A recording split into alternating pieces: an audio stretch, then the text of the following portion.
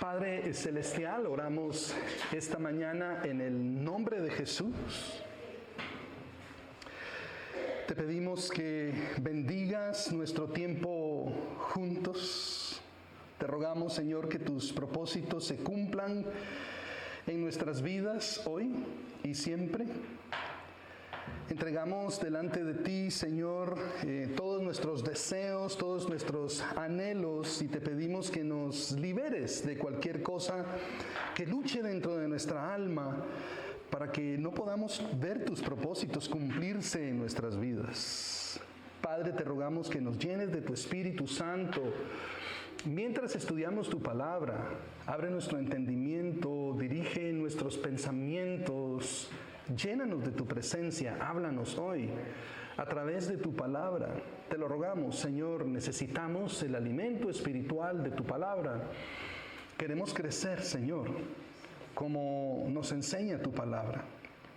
En el nombre de Jesús oramos. Amén. Bueno, imagínense que antes de que existieran los equipos de buceo que tenemos hoy, o existieran los submarinos y todos los aparatos que existen ahora para que podamos explorar el océano, todo comenzó con las campanas de buceo. ¿Sí? ¿Conocen las campanas de buceo? Literalmente una campana muy grande que se tomaba en la antigüedad y se ponía la campana con esta forma en el agua, y al ponerla en el agua, por supuesto que adentro de la campana quedaba una burbuja de aire.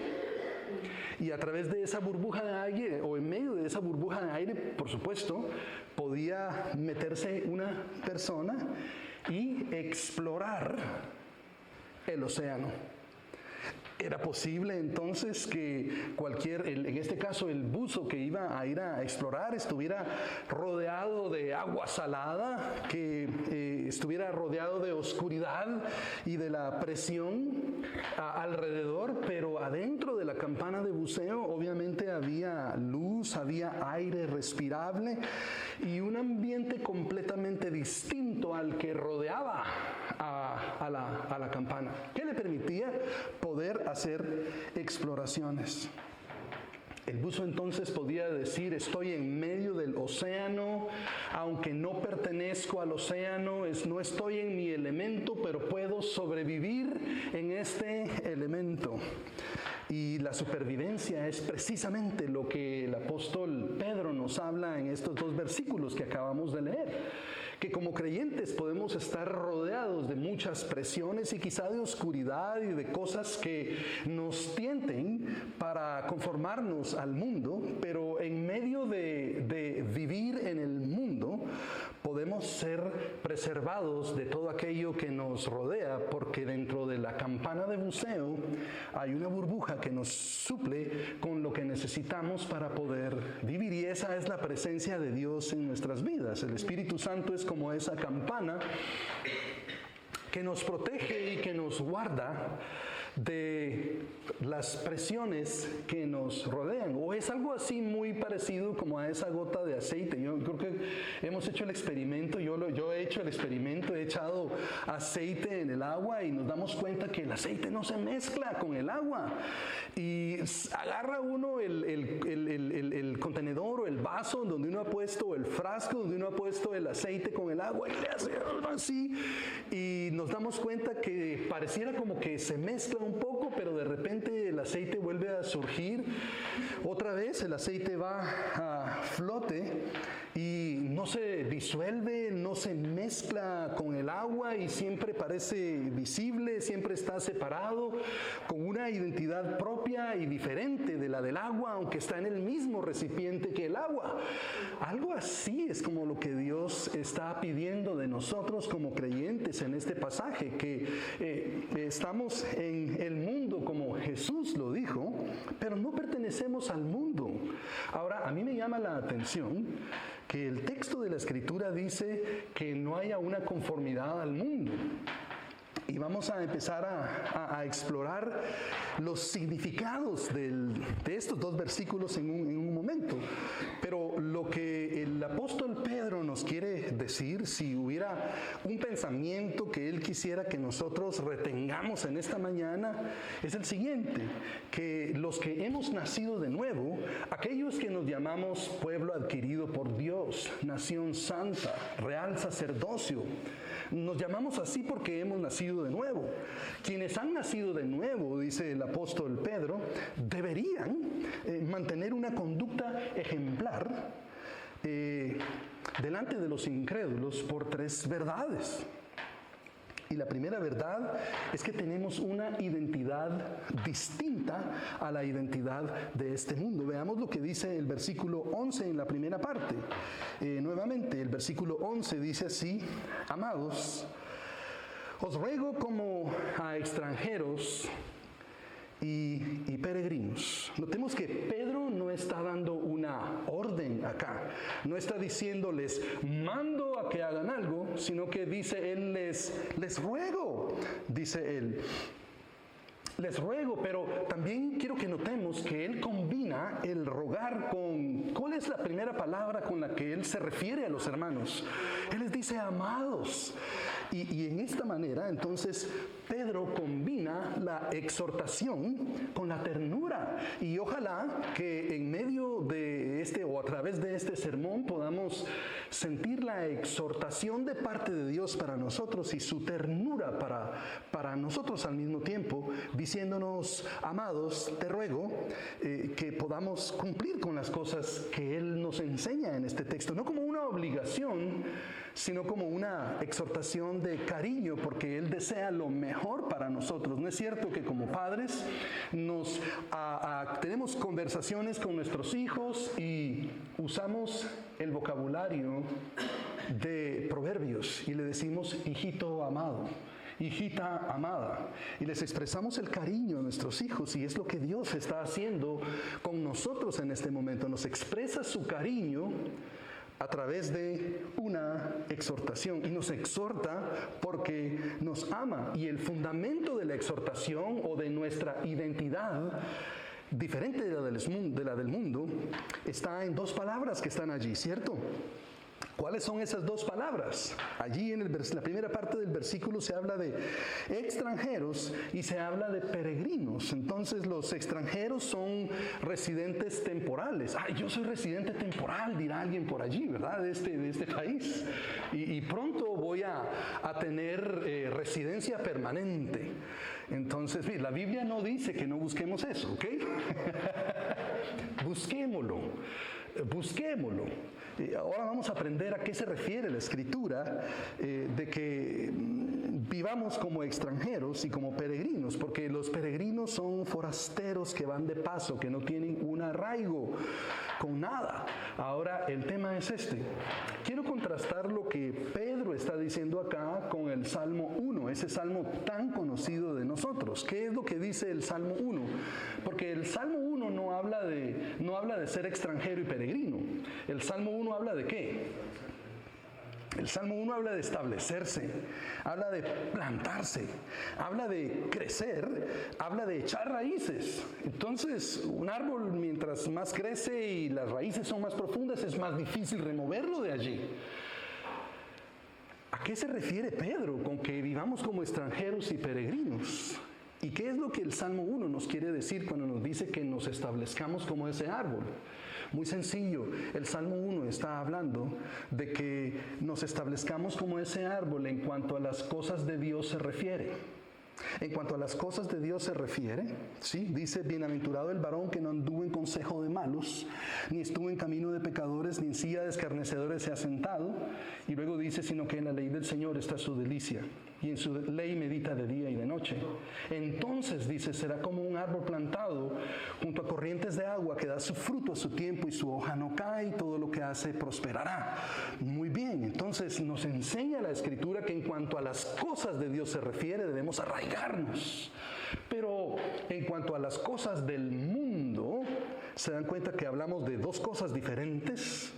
Pedro habla de las cosas del mundo, y en cuanto a las cosas del mundo, Pedro dice, no te arraigues, no te apegues mucho a las cosas del mundo, vive como extranjero y peregrino. Pero veces como creyentes nos equivocamos y pareciera que nos queremos arraigar a cosas que no tenemos que arraigarnos y vivimos como extranjeros y peregrinos con cosas con las cuales deberíamos arraigarnos, ¿no es cierto? La meditación en la escritura, arráigate. La oración, el estudio, el compartir con los hermanos, arráigate a esas cosas. Plántate como ese árbol que Dios quiere, bien plantado. Echa raíces fuertes, pero en cuanto a las cosas del mundo, dice, vivamos con ese desprendimiento. Ahora, esas dos palabras nos muestran una misma realidad, que el creyente vive en este mundo, pero que no es parte del mundo. Abramos por favor nuestras Biblias ahí en Juan capítulo 17, versículos 14 al 16. Juan 17, 14 al 16, y veamos lo que el Señor Jesucristo nos dice, porque yo creo que Pedro está haciendo eco de las palabras de Jesús. Jesús era el buen pastor que da su vida por las ovejas, ¿cierto? Y le hizo un encargo a Pedro. Después de que restauró a Pedro, porque fíjense que él no se queda atrapado en los errores que cometemos. Como seres humanos nos cuesta perdonar los errores que otras personas cometen. Pero Jesús no se quedó atrapado en el error. Establece a Pedro y le dice, tienes que seguir adelante, Pedro. No te quedes atrapado en los errores del pasado. Y quiero darte un encargo, como el pastor de los pastores, dice Jesús, el que da su vida por las ovejas. Nadie le llega a la altura de Jesús de dar la vida por las ovejas. Pero le dice el pastor de los pastores a Pedro, yo sé que tú eres pastor también, Pedro. Entonces, si me amas, le dice, como dices, pastorea a mis ovejas, alimenta a mis ovejitas, dice, cuida a mis ovejas. Entonces veamos lo que nos dice el Señor Jesús, porque Pedro está recordando las palabras de Jesús en ese texto y dice la Escritura así, versículo 15, dice, no ruego que los quites del mundo, hablando de los creyentes, sino que los guardes del mal. Versículo 16, no son del mundo, dice, como tampoco yo soy del mundo. Y versículo 17, ¿qué nos dice el versículo 17? Santifícalos, dice, en tu verdad, tu palabra es verdad. Entonces, no son del mundo, están apartados del mundo.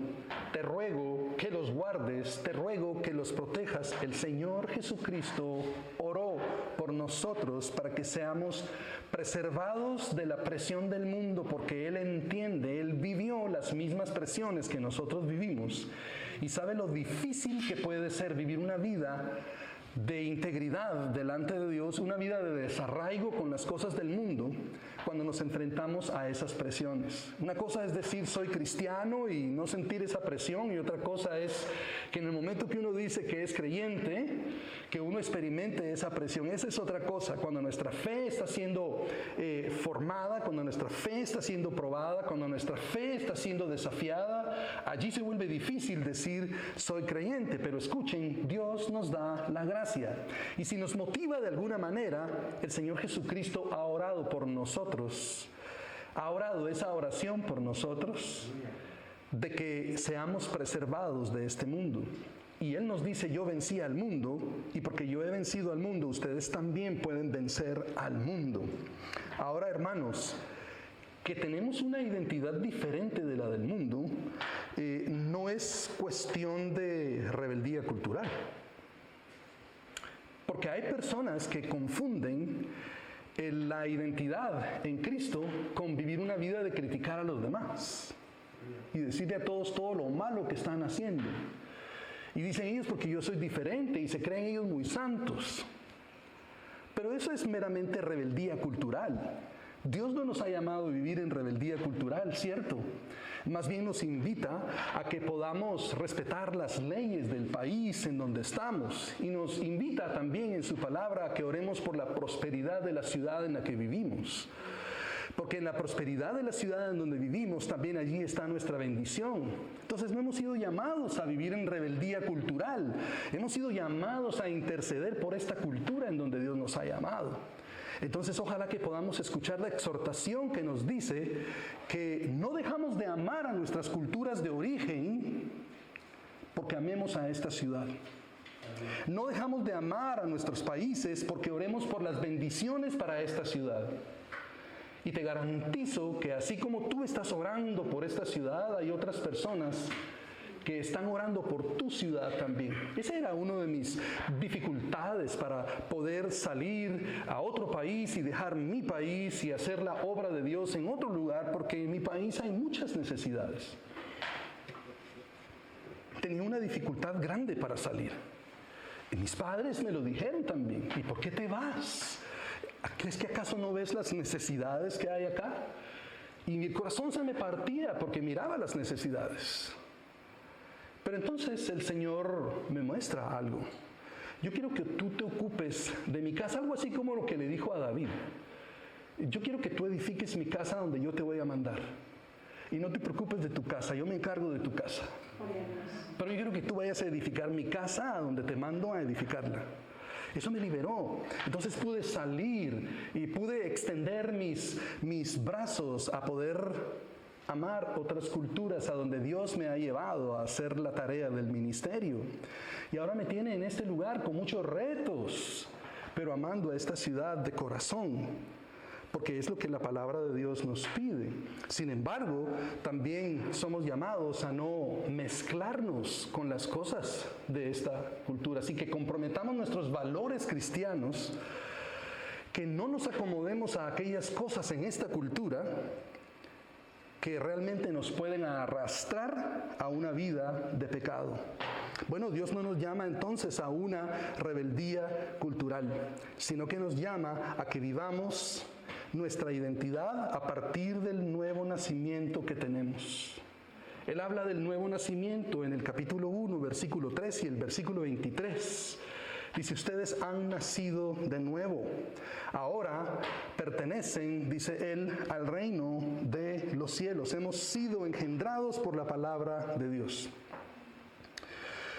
Bueno, Abraham sale como extranjero, sale de su ciudad, deja todas sus propiedades, deja toda su vida atrás, así como muchos de nosotros lo hemos hecho. Y cuando él, en Génesis 23, en el versículo 4, se encuentra con un grupo de personas donde él está viviendo, él usa unas palabras muy interesantes. Dice él, yo soy extranjero y soy forastero entre ustedes. Él entendía que estaba de paso en ese lugar.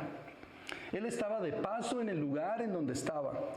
Y Hebreos 11, 9 al 10 nos explica por qué razón Abraham se creía forastero en ese lugar donde él estaba, aunque Dios le había dicho que iba a ser la tierra prometida. Y Hebreos nos explica que Abraham pensaba de esa manera porque él creía en aquella ciudad celestial que no tiene un fundamento acá en la tierra, sino que tiene un fundamento celestial y cuyo arquitecto y constructor es Dios. Esa era la esperanza de Abraham. Aunque él entendía que Dios iba a proveer para sus necesidades en este peregrinaje terrenal, así como nosotros podemos creer que Él va a proveer para nosotros en este peregrinaje terrenal, lo cierto, hermanos, es que debemos poner nuestros ojos en el autor y consumador de nuestra fe y en las promesas que Él tiene para nosotros en el cielo.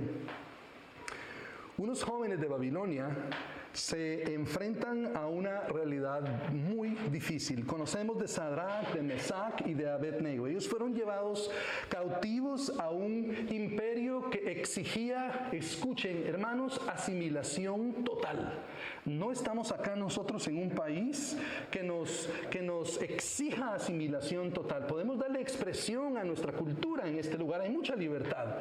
Pero en donde estos chicos estaban, en Babilonia, ese imperio exigía asimilación total. Cambiaron sus nombres a nombres babilónicos. ¿Se imaginan ustedes que al venir acá nos dijeran, no, ya no te puedes llamar como te llamas, ya no te puedes llamar Juan, ahora te llamas Johannes?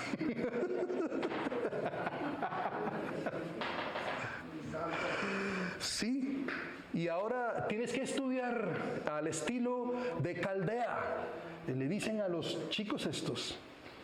Y un paso más es que tienes que adorar a los dioses de esta nación. Estos jóvenes vivieron dentro del sistema, servían en la administración del rey, hicieron todo lo que se les pidió, se cambiaron de nombre, recibieron nueva educación, aprendieron un nuevo idioma. ¡Ay! ¿Sí? Aprender idioma es difícil, ¿verdad? Bueno, Sadrach, Mesach y Abednego también pasaron por eso. Se imaginan, y a veces pensamos, no, la Biblia no habla de mis luchas con el Deutsch.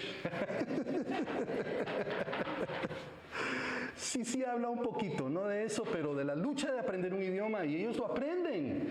Aprendieron el idioma, se empezaron a aculturar, pero cuando llegó el momento donde se les exige que ellos deben adorar a otro Dios, ¿qué fue lo que ellos hicieron? Dijeron ellos, nosotros no serviremos a tus dioses, ni tampoco vamos a adorar la estatua que has levantado. Y por supuesto, ellos, ya sabemos lo que ocurrió, iban a ser lanzados a un foso donde iban a ser quemados, era un horno donde iban a ser quemados, porque no querían conformarse al sistema. Estos jóvenes vivían físicamente en Babilonia, pero espiritualmente jamás dejaron de ser extranjeros en esa ciudad. Mantuvieron su ciudadanía en el reino de los cielos. Y es lo que Dios nos pide a nosotros, que vivamos nuestra ciudadanía conforme al reino de los cielos. Por ahí del siglo III, más o menos, después de Cristo, hubo una pandemia. Bueno, muchas dificultades para los creyentes, pero aprendemos de esa historia que los creyentes de ese entonces ayudaron a las personas que estaban sufriendo por esa pandemia. Dice que aún los familiares de las personas que se enfermaban los echaban fuera y los sacaban a que se murieran. Y muchos creyentes pudieron ayudar a estas personas, y más adelante cuenta la historia que estas personas que fueron servidos por creyentes lograron tener un encuentro con Dios por ese tipo de servicio que los creyentes ofrecieron a las personas en necesidad. Tenemos una identidad diferente. Pero ¿qué pasa, hermanos, con nosotros hoy en día?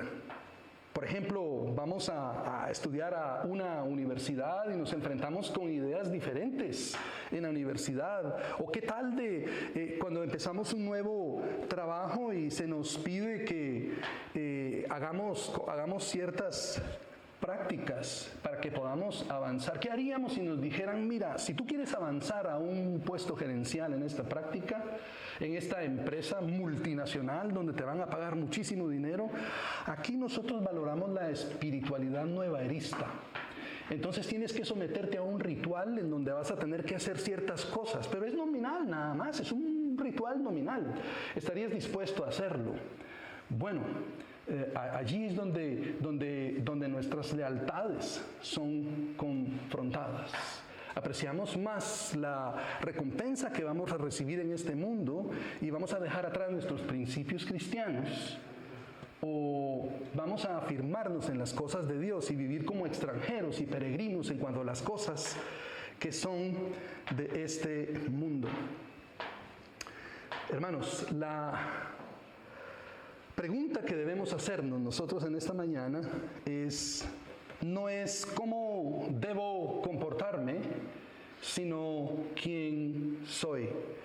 Porque podemos cambiar nuestra manera de ser o nuestras expresiones externas, pero realmente Dios está buscando una transformación interior que demuestre que realmente nuestra ciudadanía está en los cielos y no acá. Cualquiera puede modificar su conducta, pero solamente el Señor puede determinar si esa modificación de conducta responde a un cambio de identidad que ha ocurrido en nosotros, que hemos pasado del reino de las tinieblas a la luz, o si es nada más un cambio porque pues todo el mundo alrededor de mí se porta muy bien y me parece pues muy cordial que yo aprenda ese tipo de comportamientos que ellos tienen.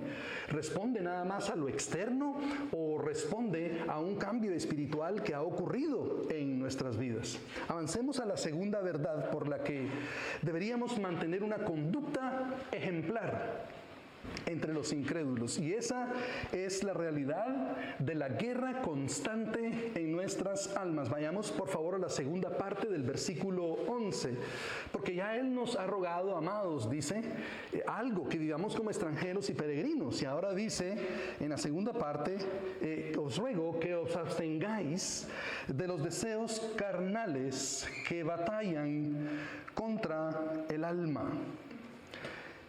Cuando Él dice que nos abstengamos acá, no está diciendo que hagamos esto una vez nada más, porque es que acaso el enemigo va a venir y nos va a tentar una sola vez.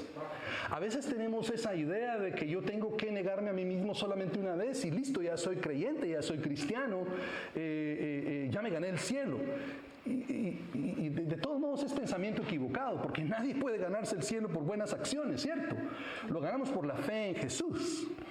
Entonces ya vámonos de perder si pensamos de esa manera, que nos vamos a ganar el cielo por nuestras acciones. Pero sigamos esa línea de pensamiento. Dios pide que nos abstengamos una y otra vez, que nos neguemos una y otra vez. Y la razón que nos da es una razón militar, porque dice que esos deseos que tenemos en nosotros batallan adentro, y la palabra que se usa allí para hablar de batalla tiene que ver con estrategia y tiene que ver con un ejército. Ahora entonces, escuchemos la exhortación de Dios para nosotros.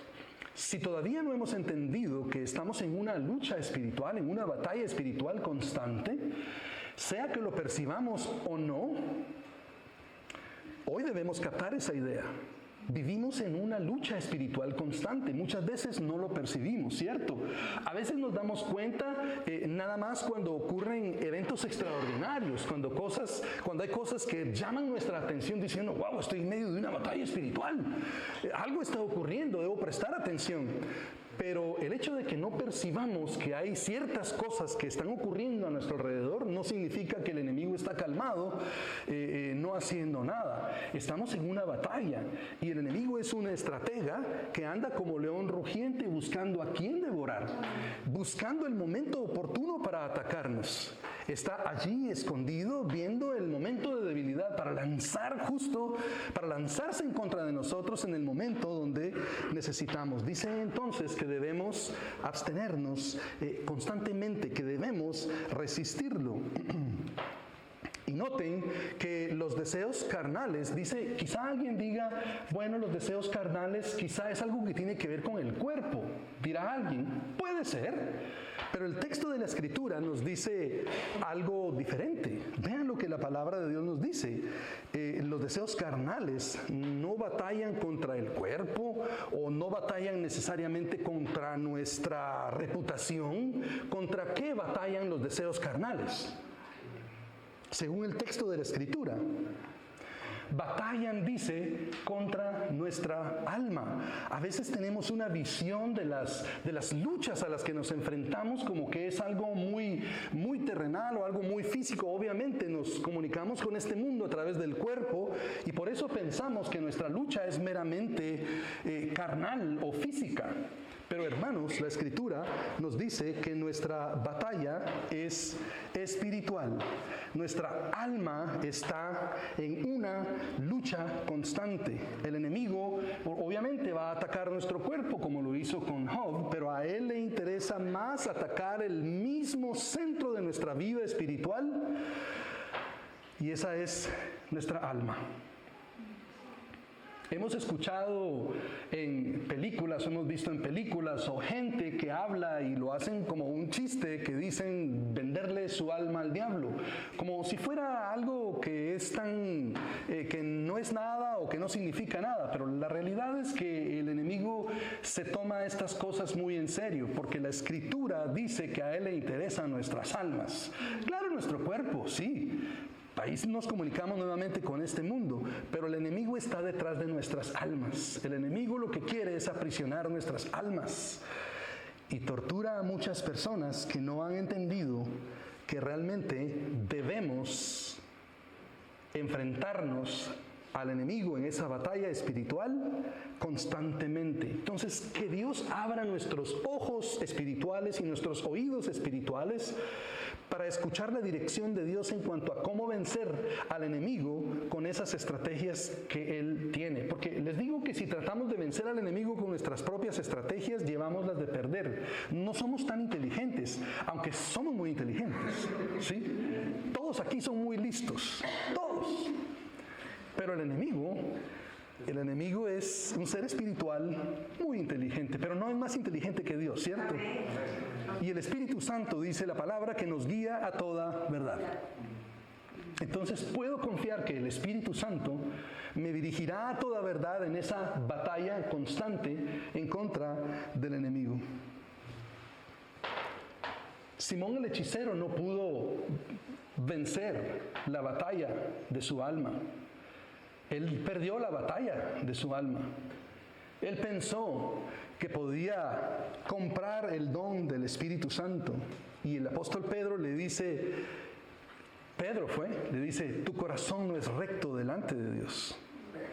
Pero los que han nacido de nuevo tienen al Espíritu Santo. Si has nacido de nuevo, ya tienes al Espíritu Santo, no tienes que comprarlo.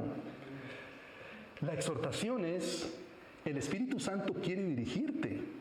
¿Estás dispuesto a escucharle? ¿Estás dispuesto a escuchar su voz y hacer lo que Él te dice? Eres hijo de Dios, Él te va a dirigir, te quiere dirigir a toda verdad. Es la bendición para nosotros. Simón el hechicero no había tenido un encuentro con Dios.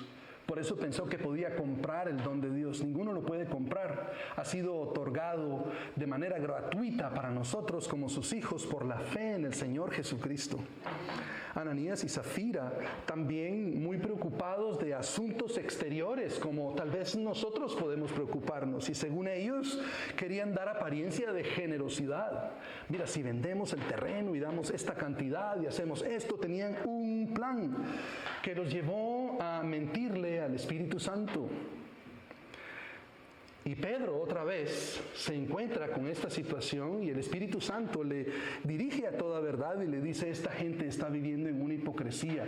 Todos los cheques se marcan por afuera que dicen que son buenos creyentes, pero por dentro hay algo que no es recto delante de mí. Han perdido la batalla del alma. Han perdido la batalla de la integridad. Han perdido la batalla del carácter. No hicieron lo que dijeron que iban a hacer, porque dijeron que iban a vender la propiedad y entregarlo, pero se quedaron con parte del dinero. Pudieron haberlo hecho, pudieron haber entregado todo el dinero o pudieron haberse quedado con todo el dinero. Nadie les estaba diciendo que lo hicieran, pero querían dar la apariencia externa de fidelidad. Y el Señor dice, yo no voy a aceptar eso. Estamos en una lucha por nuestra alma. Lo que importa, hermanos, sí, las actitudes externas importan también, ¿cierto? Queremos comportarnos de manera adecuada. Pero al Señor le interesa aún más que nuestro comportamiento externo, nuestra alma, que ganemos la batalla del alma. Demas, el compañero de Pablo en 2 de Timoteo 4:10, Pablo dice lo siguiente, escuchen lo que Pablo dice. Estamos hablando de una persona que iba a la iglesia, una persona que dice, yo quiero ayudarte, Pablo, en los viajes misioneros, y que pues Pablo, porque no tenemos discernimiento como Dios, le dice, pues bueno, Demas, acompáñame pues y trabajemos juntos en esto. Pablo sí tuvo discernimiento para ver los comportamientos de Juan Marcos, ¿cierto? Dice, este chiquillo no está preparado. Pero después dice él, sí está, es instrumento útil. Dios le muestra luego el verdadero corazón de Juan Marcos. Pero Pablo no tuvo el discernimiento con Demas. Y todos somos susceptibles a quizá tener discernimiento en una ocasión y quizá en otras no. Ninguno tiene la capacidad de entender el corazón de otras personas, solo Dios. Y al final Pablo tuvo que enfrentarse a una realidad muy difícil. Veamos lo que dice Pablo allí en 2 de Timoteo 4:10. Dice él: Demas me ha desamparado, y escuchen por qué. ¿Por qué me ha desamparado? Dice, porque amando a este mundo, y se ha ido a Tesalónica, y Crescente se fue a Galacia, y Tito a Dalmacia. Claro, hubo una separación allí, pero ¿se dan cuenta de cómo habla Pablo de Demas? Lo dejó porque se fue detrás de las cosas del mundo. Al final, la batalla del alma fue perdida con Demas. Demas fue y dice, Demas fue a arraigarse a las cosas a las cuales no debía arraigarse. Intentó arraigarse a las cosas de Dios y no pudo. Su verdadero corazón fue revelado. Y el corazón de cada uno de nosotros también será revelado. Y yo tengo la confianza que todos los que estamos acá, cuando nuestro corazón se revele, se va a demostrar que no por nuestro esfuerzo propio, sino por la gracia y la misericordia y la bondad de Dios, que nos habla en esta mañana como a amados hijos de Él. El día que llegue a esa verificación de quiénes somos, cuál es nuestra identidad, resultará que somos hijos de Dios. Pero esa es la gran batalla del alma. Hay muchas batallas pequeñas del alma que debemos ganar. Y Dios nos quiere dar las estrategias, así como el enemigo tiene estrategia en contra de nosotros. ¿Sabías que tú también tienes estrategia en contra del enemigo? Que le puedes resistir. Y que Dios te puede dar estrategias muy específicas para vencer las estrategias del enemigo. Porque, escuchen esto, no hay mejor estratega que el Señor. Y puedo decir con confianza que si Él entra en una batalla, Él no pierde ninguna, Él no ha perdido ninguna batalla. Todas las batallas en las cuales Él ha entrado las vence, porque no hay mejor estratega que Él. Y ya Él declaró su plan para el futuro, y su plan para nosotros es un plan de victoria. Y es la victoria que Él quiere que nosotros tengamos hoy. Pero ¿estamos dispuestos a escuchar la estrategia de Dios para nuestras vidas o vamos a insistir en nuestra propia estrategia? No digo que no tengas estrategia. Otra vez, somos muy inteligentes. Pero no tenemos la estrategia para vencer las estrategias del enemigo. Con las estrategias de Dios podemos vencer. Y David lo decía muy claramente. Dice, Él adiestra mis manos para la batalla. Dice, David sabía. Los hombres describían a David como, no, mira, ten cuidado con tu papá cuando Absalón lo está persiguiendo. Acuérdate que tu papá es hombre de guerra, tú sabes esto, ¿no? ¿Qué te tengo que explicar a ti? Tu papá no es un muchachito allí con el que te vas a ir a enfrentar. Es un hombre que tiene la capacidad de aniquilarnos. Él es un hombre de guerra. Ellos sabían quién era David. Pero David dice, Él es quien adiestra mis manos para la batalla. Aleluya. Él es el que me hace capaz para vencer. Y toda la gente miraba a David. Pero David recibía su estrategia de parte de Dios. Y por eso vencía. Él preguntaba antes de ir, ¿será que debo ir y hacer esto y lo otro? Y Dios le decía, ve, pelea contra ellos y les vas a vencer y lo vas a hacer de esta manera. Y David tenía las victorias. Pero a veces no preguntamos a Dios por esas estrategias porque tememos que Él no nos va a responder. La exhortación es, atrévete a pedirle a Dios estrategias para tu situación. Él te las dará. Y te las dará como Él promete darnos sabiduría, en abundancia y sin reproche.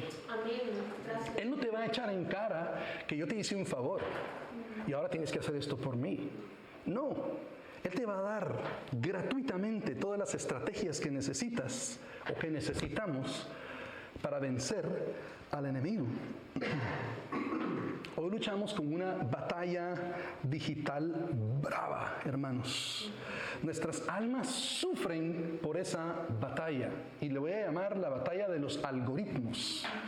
Uno agarra ese YouTube y otras cosas y cuando uno siente el dedo como hasta que ya uno pone el teléfono y el dedo sigue haciendo así.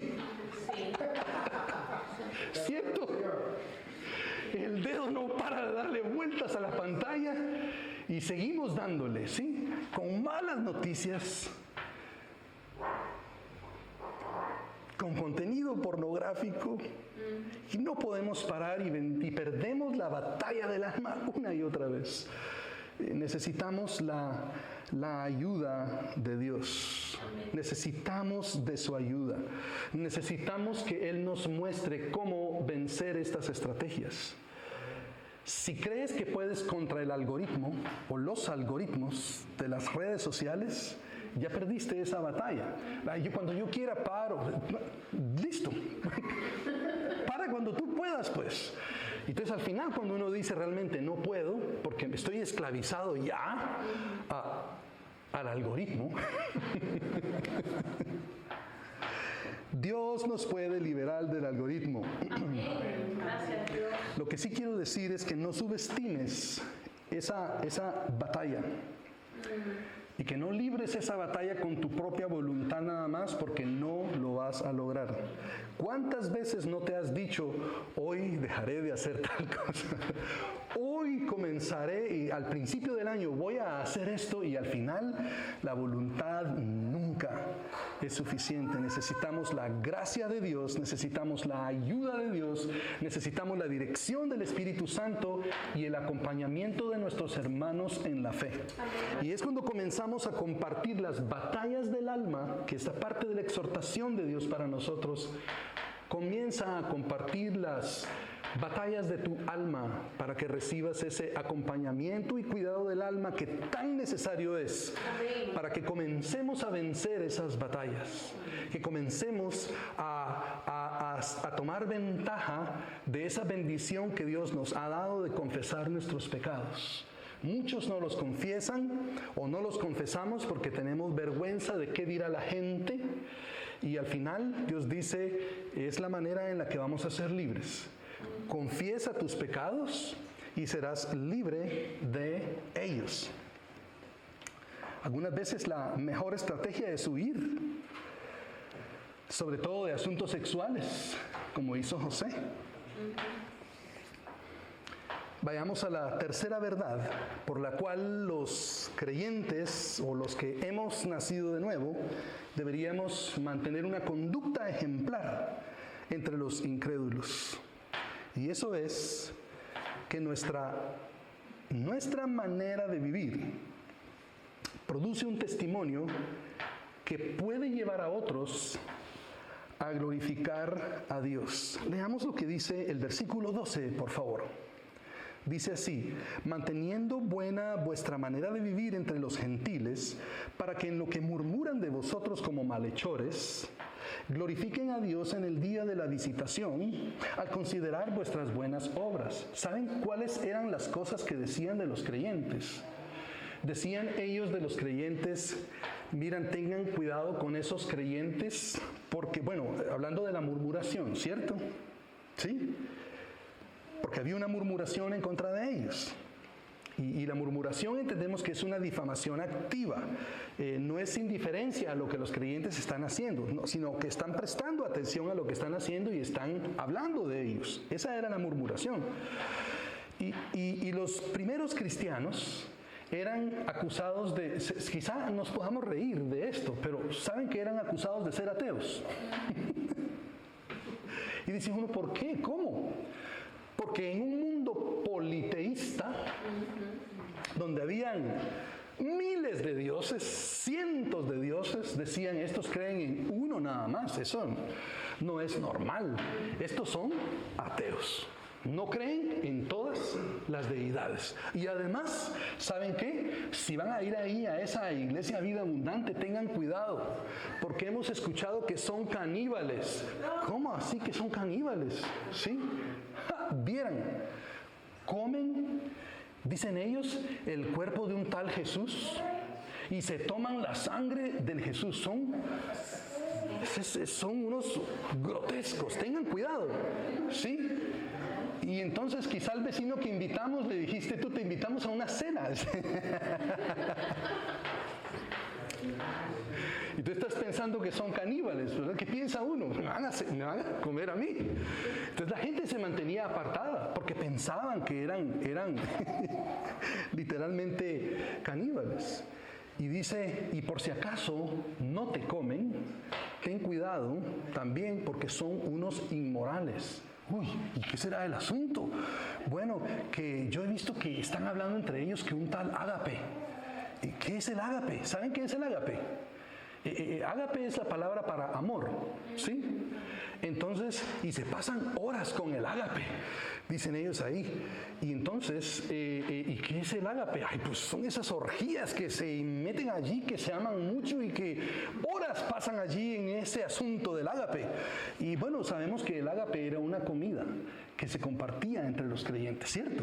Entonces la gente que estaba alrededor de ellos estaban muy mal informados de lo que estaba ocurriendo en las sesiones de la iglesia, porque no habían tenido la ocasión de escuchar el testimonio de los creyentes, porque no habían tenido la libertad o la ocasión para poder visitar por esos temores. Imagínense, la gente no visitaría la iglesia si escucharan esas cosas de nosotros. Pues eso es lo que estaban escuchando de los creyentes. Y ante la calumnia, dice Pedro, él nos aconseja lo siguiente. Dice él, miren, lo que hay que hacer, chicos, es una campaña de relaciones públicas para defendernos de todas esas acusaciones. Conferencia de prensa, ¿sí? Todos los medios de comunicación tienen que saber qué es el significado de las cosas que nosotros hacemos, ¿cierto? Es lo que Pedro dijo, ¿ah? Pedro dice en este momento, él nos aconseja algo que es mucho más poderoso. Dice, compórtate, dice, de manera tan consistente con tu fe, que termines desmintiendo la mentira de esas personas. Que cuando la gente comparta contigo, digan, wow, realmente estaba equivocado. Pero dice Pedro, yo no quiero que tú tengas mera satisfacción en que la gente diga, me equivoqué, porque ¿a cuántos no les gusta que la gente diga, ay, perdóname, me equivoqué? No nos gusta decir esas palabras, ¿cierto? Pero cuando la gente nos las dice, decimos, sí, te equivocaste. Pedro dice, yo no quiero que se alegren meramente de que la gente diga, me equivoqué. Dice él, yo lo que quiero que ocurra es que la gente termine glorificando a Dios en el día de la visitación. Ahora escuchen esto, porque esa palabra o esa frase, el día de la visitación, es una de las frases más difíciles de interpretar del Nuevo Testamento. Hay varias ahí, en Hebreos aprendimos que hay muchas, ¿cierto? Y en Pedro también hay otras. Esta es una de ellas. El día de la visitación. El día está claro, sí, la visitación viene de una palabra que tiene que ver con supervisión. Tiene que ver con supervisión. Entonces, literalmente significa el día de la visita. El día en el que entras en contacto con una persona y que tú no lo sabes, pero quizá lo puedes intuir, quizá puedes imaginarte que ese no creyente que te hace malas caras y todo, de repente quiere entablar una conversación contigo, porque él ya ha establecido una trampa en donde él va a probar que tú eres caníbal, que tú eres inmoral sexual y bueno, todas las cosas que ellos creían de ese entonces. Entonces él va listo para examinar, para inspeccionar y para intervenir en la situación y probar que estás 100% equivocado.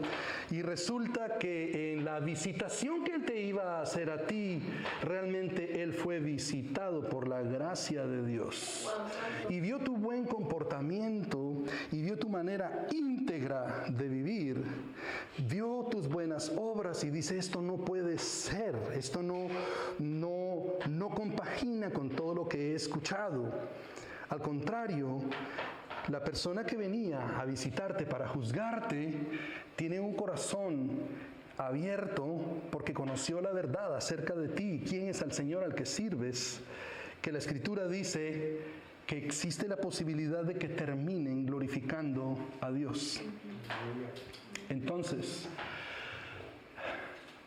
a esa persona que te fastidia en el trabajo, a ese vecino que te fastidia, a ese amigo que se burla de ti, de tus creencias y todo, sigue manteniendo la calma. Sigue orando por él, sigue orando por ella. Porque el día de la visitación va a llegar para él o para ella, donde Dios va a abrir su corazón por su gracia, cuando tu amigo o tu amiga continúe viendo tu manera consistente e íntegra de actuar. Que continúe viendo que no es posible que con todos los insultos, no estoy diciendo que permitamos que la gente nos falte al respeto.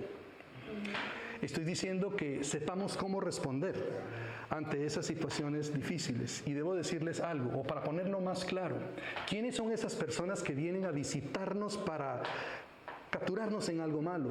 Son esas personas que vienen a probar nuestro amor. Vienen a hacernos la vida imposible para ver si es cierto que es creyente. Y están allí, dale, y al final dice uno, wow, voy a perder la cabeza con esta persona si no hago algo. Y le pedimos fortaleza a Dios y establecemos límites saludables con estas personas y continuamos viviendo nuestra manera de vivir, agradando a Dios y manteniendo límites saludables. Y al final estas personas dicen, wow, este o esta es una persona íntegra. Pero ojalá que en el día de la visitación no perdamos la batalla del alma y le demos 2, 3 cosas a esa persona que se las merece por tanto que nos han fastidiado, ¿no es cierto? Que Dios nos dé la fortaleza, porque a través de nuestro testimonio consistente, las personas pueden llegar a tener un encuentro con Cristo. Fue algo así como lo que pasó con el carcelero de Filipos. El carcelero de Filipos está asignado a cuidar a Pablo y a Silas. Pablo está en la cárcel y están ellos cantando, están orando, están cantando himnos a Dios en la medianoche y todos los demás presos también están ahí escuchando y el carcelero también. Y bueno, ocurre un terremoto, pero era un terremoto muy curioso, porque fíjense que el terremoto... Resulta que lo curioso del terremoto es que le abre los grilletes a los presos. Entonces no era un terremoto común y corriente, era un terremoto excepcional. Algo milagroso estaba ocurriendo, pues, si no hemos captado lo que la Escritura nos quiere decir. Dios vino a liberar a los presos que estaban en la cárcel. Y cuando el carcelero de Filipos ve eso, dice él, porque a los carceleros se les encomendaban ciertos presos y se les decía, si el preso se escapa es tu vida por la de ellos. Si pierdes a este, te matamos a ti por haberlo dejado ir. Entonces, cuando el carcelero ve que los grilletes de las personas están por todos lados y pues los presos listos para salir, dice él, voy a quitarme la vida. Y Pablo le dice, no te quites la vida, aquí estamos y nadie se va a escapar, chicos, ¿cierto? Nadie se va a escapar. Y entonces, en ese momento, la integridad de Pablo y de Silas le muestra a este hombre y él dice, pues, ¿qué debo entonces hacer para ser salvo? Porque él se dio cuenta que estas personas estaban dispuestos a morir por su fe, estaban dispuestos a entregar sus vidas por su fe y a preservar la vida de este hombre al no escaparse. Y dice él, debe haber algo cierto en ese mensaje que estos hombres predican. Debe haber algo cierto. Entonces entrega su vida al Señor. Asimismo, la palabra de Dios nos muestra cómo el apóstol Pedro, pastoreando a la iglesia, ministrando a las personas, miles de personas vienen a Cristo y a él y a los que están junto con él se les ocurre que tengan esos tiempos de comunidad como tenemos nosotros, donde compartimos el pan. Y se les ocurre compartir los bienes y alabar a Dios con alegría y sencillez de corazón, y reporta la Escritura que los creyentes gozaban del favor de todo el pueblo y que el Señor añadía a la iglesia los que habían de ser salvos. El testimonio de los creyentes presentes en la comunidad, ayudando a las personas en la comunidad, habló mucho. Y termino con esto. Mencioné la pandemia que hubo por ahí del siglo III, que se le llamó la peste de Cipriano. Y esas personas que fueron sacadas a la calle, después de haber criticado tanto a los creyentes de tantas cosas, se pueden imaginar lo que significó para algunos de ellos ser servidos por las mismas personas a las cuales ellos estaban criticando. y dicen, pero ¿por qué haces esto? Porque el amor de Dios está en nosotros y no podemos dejarte aquí en la calle para que te mueras. Entonces, el amor que mostramos a otras personas es un testimonio poderoso de la obra que Dios está haciendo en nuestras vidas, y es un mensaje que le dice a otros, también Dios puede hacer lo mismo en ti. Amén. Tomemos un tiempo, hermanos, para orar y para considerar lo siguiente. El faro que está allí alumbrando a los barcos en ese acantilado está siendo azotado por las mismas tormentas que amenazan a los barcos. Entonces el faro no se escapa de la tormenta, permanece en la tormenta, pero mientras todo alrededor del faro está lleno de oscuridad, el faro mantiene su luz para poder indicarle a los barcos en dónde hay tierra y dónde tienen que parar para que no haya un desastre. Y precisamente esa firmeza en la tormenta es la que Dios nos puede dar a nosotros en la situación en la que nos estamos enfrentando en este momento. Asimismo, cuando hay un apagón y hay una candela que está encendida, todo alrededor está oscuro, pero también todos pueden ver la luz de esa candela. Y Dios nos llama a nosotros a que mantengamos nuestra identidad como luz, porque Él nos ha llamado a ser luz y sal en esta tierra, para que las personas puedan ver esa llama que hay en nosotros y que puedan ser atraídos a esa luz. Oremos, hermanos. Espíritu Santo, gracias porque cuando